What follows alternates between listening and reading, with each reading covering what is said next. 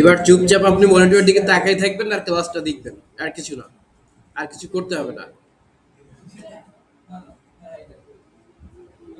আচ্ছা, খেয়াল করি গতকালকের ক্লাসে আমরা কোন পর্যন্ত করিয়েছিলাম মনে আছে?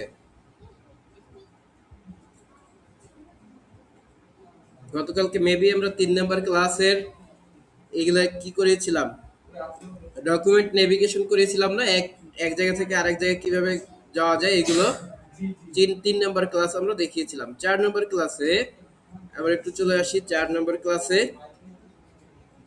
আজকের ক্লাসের টপিক হলো এডিটিং অ্যান্ড ফরম্যাটিং টেক্সট। আমরা কিভাবে একটা টেক্সটকে ফরম্যাটিং করব, খেয়াল করি আমরা কিভাবে একটা টেক্সটকে ফরম্যাটিং করব, এটাও মনে হয় আমরা একটু আলোচনা করেছিলাম না?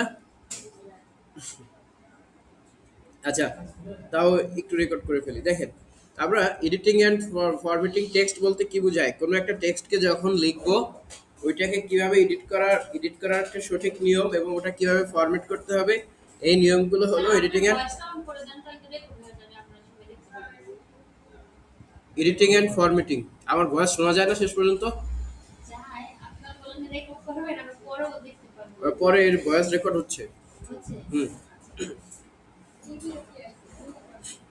তো এরপর দেখেন এই টাইপিং এর বেসিক, শুনেন আজকের লেসন আছে টাইপিং এর বেসিক, তারপর আছে টেক্সট সিলেকশন কিভাবে করব এইগুলা, এবং তারপরে আছে আপনার কারসর আর ডকুমেন্ট নেভিগেশন, এই অপশনগুলো আছে আজকের ক্লাসে।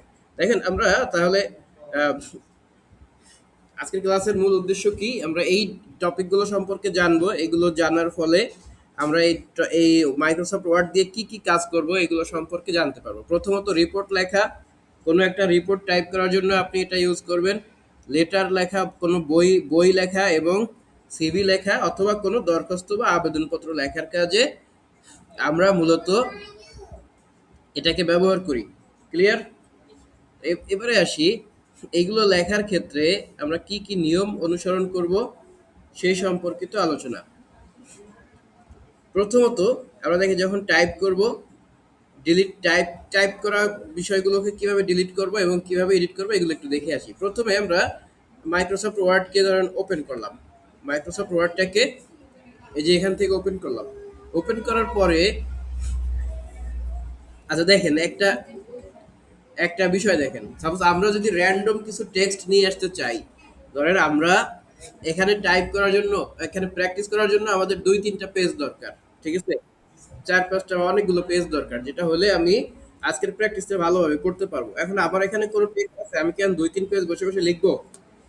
ধরেন আমরা একটা সূত্র লিখে প্রথমে একটা সমান চিহ্ন দিব, তারপরে লিখলাম র্যান্ডমের প্রথম 4টা অক্ষর লিখলাম, র্যান্ড লিখে এরপরে আমি এখানে ধরেন 10টা কলাম দিব, 10টা দেবো, প্যারাগ্রাফ দিব, 10 লিখলাম, প্রত্যেক প্যারাগ্রাফে 10টা লাইন থাকবে, 10 লিখলাম, লিখে কমা দিয়ে ব্র্যাকেট ক্লোজ করে এন্টার দিলাম। তাহলে দেখেন আমার এখানে 10টা 10টা প্যারাগ্রাফ, প্রত্যেক প্যারাগ্রাফে 10টা করে লাইন আছে, এইটা আমার এখানে চলে আসলো। ঠিক আছে? ট্রিক্স ট্রিক্স বুঝছি, 3 পেজ চলে আসছে। এখন দেখেন 3 পেজে আসছে। ওকে, আমরা এইখান থেকে এই খেয়াল করেন এগুলো কিভাবে সিলেক্ট করব এগুলো দেখছিলাম না? কিভাবে সিলেক্ট করব, কিভাবে এক জায়গা থেকে আরেক জায়গায় যাব, এগুলো সবই আমরা দেখেছিলাম। ওকে, তো এখন আসেন একটু এখানে হোম ট্যাবের যে কাজগুলো আছে এগুলো একবার সবগুলো দেখে ফেলি। আমরা যদি এখানে খেয়াল করেন, প্রথমে ক্লিপবোর্ডের প্রথম কলামটায় কি আছে? প্রথমে আছে পেস্ট, তারপরে উপরে আছে হোম, তারপরে আছে কাট, কপি এবং আছে ফরম্যাট পেইন্টার। কি কি আছে? হোম, কাট, কপি, আছে পেস্ট, আর আছে ফরম্যাট পেইন্টার। 4টা অপশন দেওয়া আছে। এখন দেখেন এই কাট এবং কপি দুইটাই ডিজেবল আছে, দুইটাই কি আছে? ডিজেবল আছে, অর্থাৎ ক্লিক করলে কাজ হয় না।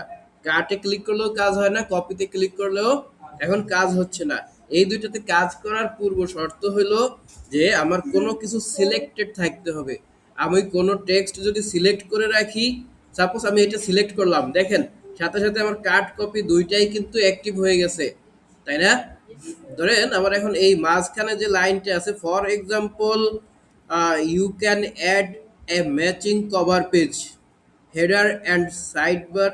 এইটুকু ধরেন আমরা এই লাইনটাকে আমার দরকার, এইটুকু এই লাইনটাকে আমরা কপি করতে চাই। যদি কপি করতে চাই তাহলে কি করব, কিবোর্ড থেকে কন্ট্রোল সি ক্লিক করতে পারি, অথবা আমার এই যে ক্লিপবোর্ড গ্রুপের মধ্যে যে কপি লেখা আছে এটার মধ্যে ক্লিক করে দিতে পারি, তাহলে এটা কপি হলো।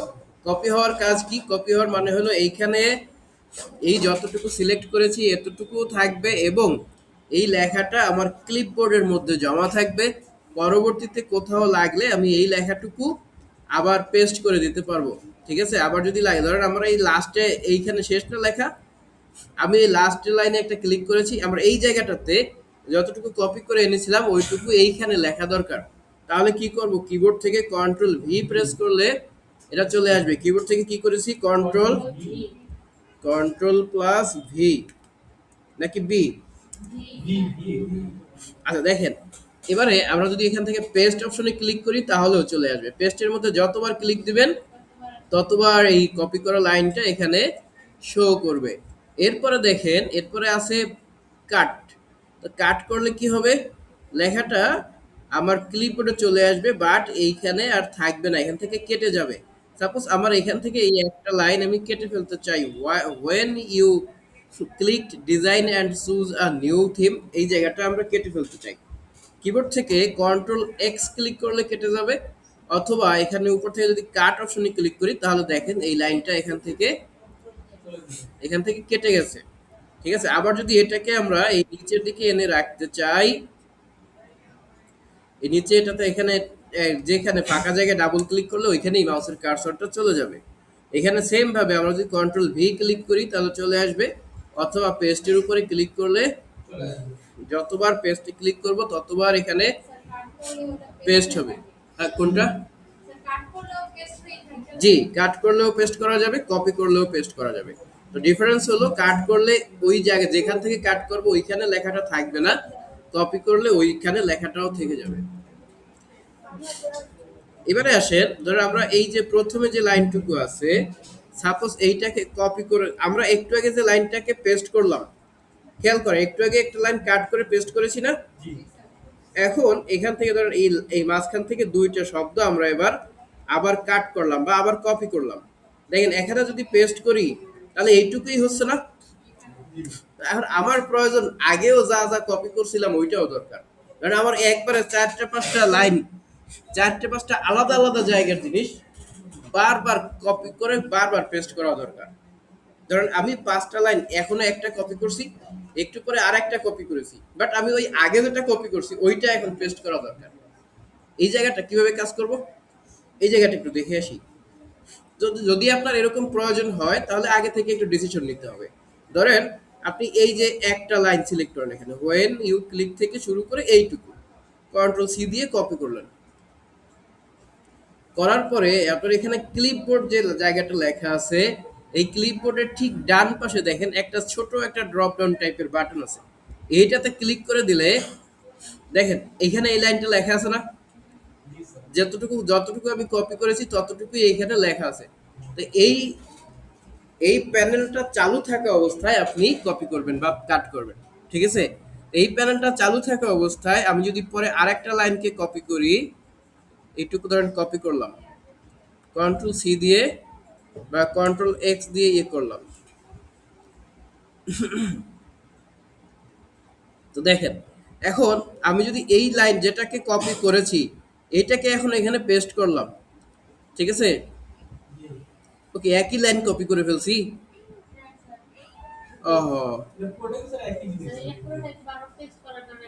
আচ্ছা আচ্ছা, বুঝতে পারি। আমরা ধরেন এখান থেকে এইটুকু করি, হ্যাঁ দুইটা শব্দ করি, ধরেন এইটুকুই কপি করলাম, দেন কপি করার সাথে সাথে এখানে ডাবল লাইন আরেকটা চলে আসছে না, এরকম। সাপোজ আমরা যদি এখান থেকে ধরেন এই যে গ্রাফিক্স এইটুকু কপি করা লাগবে, এখানে এখন তিনটা চলে আসছে, তাই না?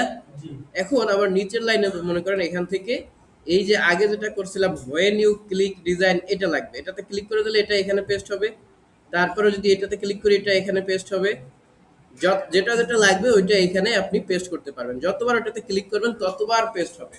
এখানে আপনি 5-6টা রাখতে পারেন, 8-10টা যে কয়টা রাখা দরকার রাখতে পারেন।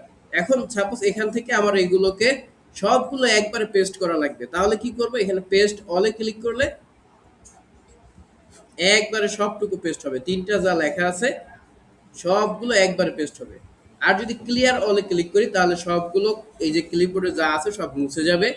এবং প্রত্যেকটাকে যদি আলাদা আলাদা করে আপনি ডিলিট করতে চান, ধরেন এই গ্রাফিক্স লেখা যে এর পাশে আসলে একটা ড্রপ ডাউন পাবেন, এখানে ক্লিক করে পেস্ট অপশন পাবেন এবং ডিলিট অপশন পাবেন। ডিলিটে ক্লিক করে দিলে এটা ডিলিট হয়ে যাবে, প্রত্যেকটার মধ্যেই ডিলিট অপশন পাবেন। আমরা যদি ক্লিয়ার অল দিই তাহলে সব কিছু ডিলিট হয়ে গেল। সাপোজ আপনি অনেক বড় একটা কিছু কপি করে এনেছেন কোনো একটা ওয়েবসাইট থেকে বা কিছু জায়গা থেকে, এখন আপনার ধরেন আপনার এইটা এমন কিছু করা দরকার, এখন মনে করেন আপনার ছোট ভাই বা আপনার আশেপাশে যারা আছে তারা আপনার পিসিটাকে এখন নিবে, বাট আপনি এখন চাচ্ছেন না যে ওইটা ক্লিপবোর্ডে থাক, কারণ সে তো অন্য জায়গায় যায় কন্ট্রোল ভি দিলে সে তো পেয়ে যাবে ওটা। তাহলে আপনি কি করবেন তখন, ঠিক এই জায়গায় ক্লিপবোর্ডটা ওপেন করে এখান থেকে ক্লিয়ার অল দিয়ে রাখবেন, ঠিক আছে? তাহলে আর ওইটা আর কপি করা ক্লিপবোর্ডে থাকবে না, শেষ। আমরা এই ক্লিপবোর্ডের অপশনটুকু সব বুঝলাম? সব তো বুঝলাম না, এই যে ফরম্যাট পেইন্টের বাকি আছে না। ফরম্যাট পেইন্টারের কাজ হলো কোনো একটা ফরম্যাটকে কপি করা। দেখেন, এটা আমরা এই ফন্ট অপশনটা পড়ানোর পরে একটু দেখি। আমরা এই ফন্ট অপশনটাতে যদি যাই, হোমের মধ্যে এই যে ফন্ট দেখতে পাচ্ছি, এখানে ধরেন আমরা এই যে টু চেঞ্জ এই লাইনটুকু ধরে প্রথমে ধরেন কপি করলাম, না বোল্ড করলাম, হ্যাঁ, এখানে প্রথমে আছে কি বোল্ড, দেখেন কিবোর্ড থেকে কন্ট্রোল বি ক্লিক করলে বোল্ড হবে, তো যতটুকু আমি সিলেক্ট করব ততটুকুর মধ্যে এটা অ্যাপ্লাই হবে। তারপর ধরেন এখান থেকে ইতালিক কন্ট্রোল আই ক্লিক করলে কি হবে, লাইনটা একটু বাঁকা হবে, ইতালিক হবে। এরপরে আছে আন্ডারলাইন, কিবোর্ড থেকে যদি কন্ট্রোল ইউ ক্লিক করি তাহলে আন্ডারলাইন হবে, এখান থেকে ইউতে ক্লিক করলেও আন্ডারলাইন হবে। কিন্তু আমি যদি চাই যে এখানে ভিন্ন ধরনের একটা আন্ডারলাইন দিব, তাহলে এখানে দেখেন একটা ড্রপ ডাউন বাটন আছে, এই ড্রপ ডাউন বাটনে ক্লিক করে আপনি হরেক রকমের আন্ডারলাইন পেয়ে যাবেন, এবং আন্ডারলাইনের কালারকেও আপনি এখান থেকে চেঞ্জ করে দিতে পারবেন। যদি চাই যে লাল কালারের আন্ডারলাইন থাকবে, তাহলে এখান থেকে এই যে আমরা চাইলে এই যে রেড কালারটা দিয়ে দেবো, ডার্ক রেড কালারের একটা আন্ডারলাইন হলো, ঠিক আছে? আন্ডারলাইনের স্টাইল যদি চেঞ্জ করতে চান এখান থেকে চেঞ্জ করে এটা দিতে পারেন, অথবা মোর আন্ডারলাইনে ক্লিক করলে আপনি এই জায়গা থেকে আন্ডারলাইনের স্টাইল কেমন হবে এখান থেকে সিলেক্ট করে দিয়ে, সাপোজ আমার এরকম একটা আন্ডারলাইন দরকার এবং এই আন্ডারলাইনটাকে এরকম ডার্ক করা দরকার, ওকে ঠিক আছে, ওকে করে দিলাম। এই দেখেন আবার এইটা আন্ডারলাইনের কালার কিন্তু লাল হয়েছে, হয়েছে না? আমরা এই জায়গাটাতে এইটা কি করলাম, এতক্ষণ একটা ফরম্যাটিং করলাম, তাই না? ফরম্যাট গুলোকে বিভিন্ন ভাবে চেঞ্জ করেছি। এবার আমরা ধরেন এটার ফন্টটাকে একটু পাল্টাই ফেলাই। ফন্ট কিভাবে পাল্টাবো, এই যে উপরের দিকে দেখেন যেখানে ক্যালিব্রি বডি লেখা আছে, এইটা হলো একটা ফন্টের নাম। এটা কিসের নাম? ফন্টের নাম, একটা ফন্টের নাম। ধরেন আমি এখানে টাইমস নিউ রোমান দিতে পারেন, অথবা এখান থেকে এই আলজেরিয়ান দিতে পারেন। এইখান থেকে আমি মনে করলাম যে এই যে Arial Arial rounded MT bold, যেটা এটাকে দিয়ে দিলাম। দেখেন এটা একটু অন্যরকম হয়েছে না? সবগুলোর সাথে এই ফরম্যাটটা কি মিলতেছে? এখানে তো কত কিছুই করলাম, আমরা ফন্ট দিছি একটা ভিন্ন ফন্ট, নাম জানি না এরকম, তারপরে আন্ডারলাইন দিয়েছি অন্যরকম, আন্ডারলাইনের আবার কালার আছে। এখন আমরা চাই যে এই সেম ডিজাইনটা, সেম স্টাইলটা, সেম ফরম্যাটটা আরো কয়েকটা জায়গায় হোক, তখন সেই কাজের ক্ষেত্রে আমরা ফরম্যাট পেইন্টার ইউজ করব, ঠিক আছে? কারণ আমাদের এরকম হয় না যে একটা কিছু লিখতেছি বিভিন্ন জায়গায় একই ফন্ট দরকার, হ্যাঁ, ওই ক্ষেত্রে আমরা এই এরকম একই ফন্ট বিভিন্ন জায়গায় কপি, একই ফরম্যাট বিভিন্ন জায়গায় কপি করে দেওয়ার জন্য এখান থেকে ধরেন এইটাতে এই যে চেঞ্জ করা যে ফরম্যাটটা, যেটাকে আমি চাচ্ছি অন্য জায়গায় নিব, এটার মধ্যে মাউসের কার্সরটা রেখে ফরম্যাট পেইন্টারের মধ্যে ডাবল ক্লিক করে দেবো। কি করব, কয়টা ক্লিক দেবো? ডাবল ক্লিক করে দিলে দেখেন একটা রং তুলির মতো আমাদের সামনে এসেছে। এই যে একটা রং তুলি আসছে না সামনে, পেইন্টার। এই পেইন্টার দিয়ে যে শব্দটার মধ্যে এরকম মাউস থেকে ড্র্যাগ করে দেব, ওই শব্দটা ওইরকম হয়ে যাবে। ক্লিয়ার? এই যে আমার কিছুই না, শুধু এই জাস্ট মাউসটাই আপনার এরকম হয়ে গেছে, আপনি এখন এটা নাড়াইতেই পারবেন না। যেখানেই ক্লিক করবেন সেখানেই ওইরকমই হবে। বুঝছেন? এখন এই ফরম্যাট পেইন্টারটা অফ করব কিভাবে? এই যে ফরম্যাট পেইন্টের উপর আরেকটা ক্লিক করলে এটা অফ হয়ে যাবে। তাহলে আমরা কাট, কপি, পেস্ট এবং ফরম্যাট পেইন্টার এই ৪ টা অপশন আমরা বুঝলাম এখান থেকে নাকি? ওকে।